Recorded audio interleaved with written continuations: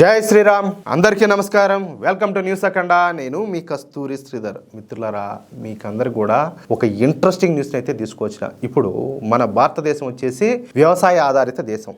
మన దేశంలో ఎక్కువ శాతం మంది రైతులే ఉంటారు, అవునా కాదా? మరి మనది వ్యవసాయ ఆధారిత దేశం కదా. నరేంద్ర మోడీ గారు రైతుల కోసం ఏం చేస్తున్నాడు, ఆయన ఎటువంటి కమిట్మెంట్తో పని చేస్తున్నాడని చెప్పేదానికి ఈ న్యూస్ కేవలం ఒక చిన్న ఉదాహరణ మాత్రమే. ఈ న్యూస్ చూడండి ఏ విధంగా ఉంటుందో, నరేంద్ర మోడీ గారి కమిట్మెంట్ ఏ లెవెల్లో ఉంటుందో చెప్పడానికి చెప్పే కదా ఈ న్యూస్ ఒక ఉదాహరణ. సరే, ఈ న్యూస్ చెప్పడానికి ముందుగా మీకు అందరు కూడా ఒక చిన్న విజ్ఞప్తి. మన న్యూస్ అఖండ ఛానల్ నిర్వహణకు, అదేవిధంగా మన ఛానల్ మరింత బలోపేతం చేసేదానికి మీరందరూ కూడా ప్రతి ఒక్కరు మీ శక్తి మేరకు మీకు ఎంత వీలైతే అంత మన ఛానల్కు ఆర్థిక సహకారం అందించాలని చెప్పేసి మిమ్మల్ని అందరినీ కూడా కోరుకుంటున్నాను. అకౌంట్ డీటెయిల్స్ వచ్చేసి కామెంట్ బాక్స్లో ఉంటాయి. అలాగే స్క్రీన్ మీద క్యూఆర్ కోడ్, అదేవిధంగా గూగుల్ పే, పేటిఎం, ఫోన్పే దానికి సంబంధించిన నెంబర్లు ఉంటాయి. అలాగే యూపీఐ ఐడి ఉంటుంది. మీరు ఎలా వీలైతే అలాగా మన ఛానల్కి అయితే ఆర్థిక సహకారం అందించవచ్చు. ప్లీజ్ ప్రతి ఒక్కరు కూడా పెద్ద మనసుతో సపోర్ట్ చేయాలని చెప్పి కోరుకుంటున్నా, ఓకేనా?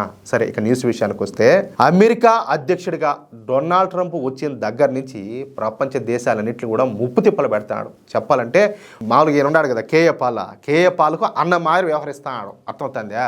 ఒక్కొక్క దేశం పైన 30 నుంచి 40% పన్నులు విధిస్తా చుక్కలు చూపిస్తున్నాడు. సరే, 3 నెలల క్రితం డొనాల్డ్ ట్రంప్ ప్రపంచంలోని అన్ని దేశాలపైన పెద్ద ఎత్తున ఈ పన్నులన్నింటినీ కూడా విధించి ఆ తరువాత 3 నెలల పాటు వాటిని నిలుపుదల చేసిన విషయం మీకు అందరికి కూడా తెలిసే ఉంటుంది. అయితే ఆ గడువు ఈ నెలతో ముగుస్తుంది. అంటే వచ్చే ఆగస్టు నుంచి మళ్ళీ ఈ పన్నుల మోత అయితే మోగిపోనున్నదన్నమాట. అయితే భారతదేశం మాత్రం ఒక అడుగు ముందుకేసి అమెరికాతో అతి పెద్ద వాణిజ్య ఒప్పందం కుదుర్చుకోవడానికి విపరీతంగా ప్రయత్నం చేస్తుంది.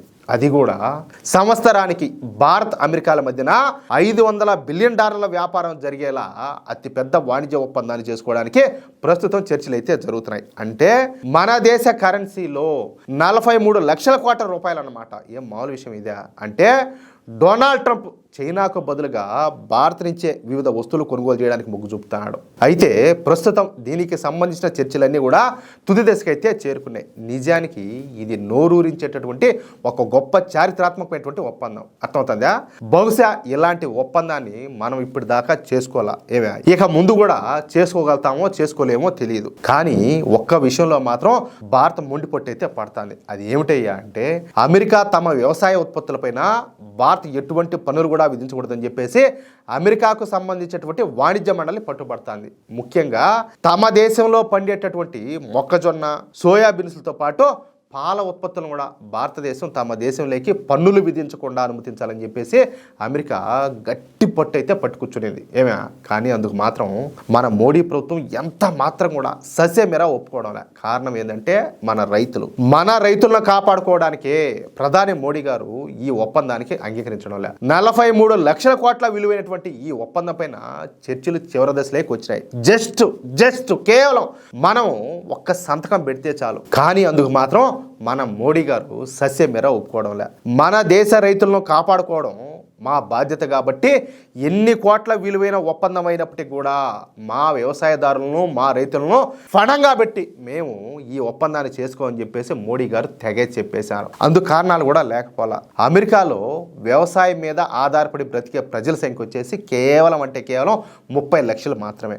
గట్టిగా చెప్పాలంటే 30 లక్షల లోపే ఉంటారు తప్ప 30 లక్షలు అయితే దాటరు. కానీ మన దేశంలో వ్యవసాయం మీద ఆధారపడి 31% మంది ప్రజలు అయితే జీవిస్తారు.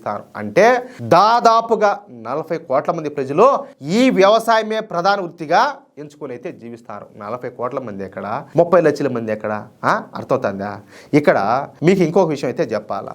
వ్యవసాయం అంటే కేవలం వ్యవసాయం మాత్రమే కాదు, చేపల పెంపకం, రొయ్యలను సాగు చేయడం, అదేవిధంగా కోళ్ళ పెంపకం వంటి కూడా వ్యవసాయం కిందకే వస్తాయి. పైగా అమెరికా రైతులకు ఈ అమెరికా ప్రభుత్వం $61,286 రాయితీలు అయితే ఇస్తూ ఉంటుంది. అక్కడ ఈ వ్యవసాయదారుల సంఖ్య తక్కువ కాబట్టి అంత ఎక్కువ రాయితీలు అయితే ఇస్తుంది. కానీ మన దేశంలో రైతుల సంఖ్య కోట్లలో ఉండడంతో మన ప్రభుత్వం ఒక్కొక్క రైతుకు సగటున $282 రాయితీలు అయితే ఇస్తుంది. చూడండి, అంటే మన దేశ జనాభా ఎంత ఏందనుకున్నారు. అక్కడికి కూడా మన మోడీ ప్రభుత్వం ఏం చేస్తుంది, కిసాన్ సమ్మాన్ నిధి ద్వారా మన రైతులకు పెట్టుబడి సాయం కింద డబ్బులు కూడా అందిస్తుంది. తెలుసు కదా మీకు ఇలాంటి విషయాలన్నీ కూడా. అయితే ఇంతకు ముందు రైతులకు ఇచ్చే రాయితీ ఎంతనో తెలిసిన $100 లోపలే ఉన్నింది. చూడండి. అంటే అది ఇప్పుడు మోడీ గారు వచ్చిన తర్వాత రెట్టింపైంది. ఇకపోతే మన దేశంలో మొత్తంలో ఉపాధిలో 41% ఈ వ్యవసాయ రంగం మీదనే ఆధారపడి ఉంటుంది. అదే అమెరికాలో అయితే 1% కూడా లేదు. అమెరికా జీడిపిలో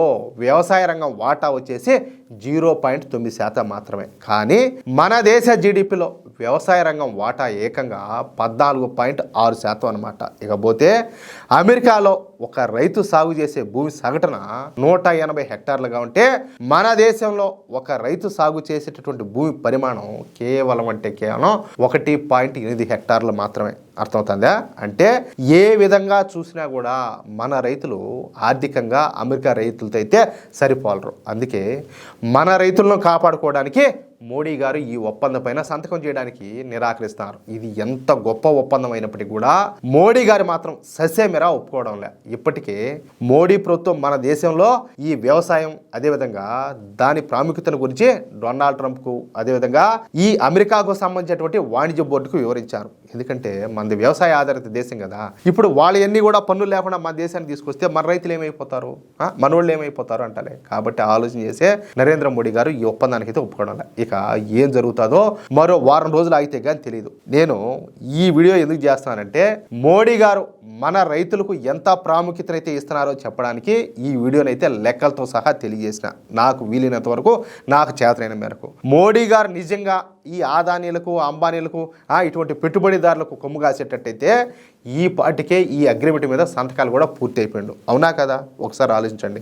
కానీ ట్రంప్ భారత్ మీద పన్నులు వేసినా పర్వాలేదు, కానీ మా రైతులను మాత్రం మేము ఎట్టి పరిస్థితుల్లో కూడా నష్టపోనేమో అని చెప్పేసి మన ప్రధాని మోడీ గారు వ్యవహరిస్తున్నటువంటి తీరు గురించి మీకందరికి కూడా చెప్పాలన్నటువంటి ఉద్దేశంతోనే ఈ వీడియో అయితే చేయాల్సి వచ్చింది. అది విషయం. అర్థమైందా? కొంతమంది మూర్ఖులు నోటికి వచ్చేట మాట్లాడుతూ ఉంటారు, మోడీ ఏం చేస్తాడని. మూర్ఖపు ముండాకొడలకు ఎంత చెప్పినా కూడా తెలియదు. వాళ్ళ బతుకు బుడదలో బొల్లే పంది కంటే ఇంకా హీనమైన బతుకు అనమాట.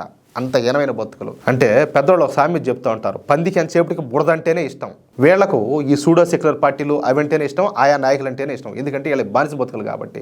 వీళ్ళకి పన్నీరు విలువ తెలియదు కదా. కాబట్టే వీళ్ళంతా కూడా మోడీ గారిని వ్యతిరేకిస్తారు. అది నేను అర్థం చేసుకునేది. మిత్రులారా, ఈ న్యూస్ కన్నా మీకు నచ్చినట్లయితే ఖచ్చితంగా ఈ న్యూస్ నలుగురికి షేర్ చేయండి. అదేవిధంగా ఈ వీడియోకు సంబంధించి మీ యొక్క అమూల్యమైనటువంటి అభిప్రాయాలను తప్పకుండా కామెంట్ రూపంలో తెలియజేయండి. ఇంకో విషయం ఏంటంటే, ఇంతవరకు మీరు గనక మన ఛానల్ను సబ్స్క్రైబ్ చేసుకున్నట్లయితే ప్రతి ఒక్కరూ కూడా మన ఛానల్ను సబ్స్క్రైబ్ చేసుకోండి, సపోర్ట్ చేయండి ప్లీజ్. జై శ్రీరామ్, జై హింద్.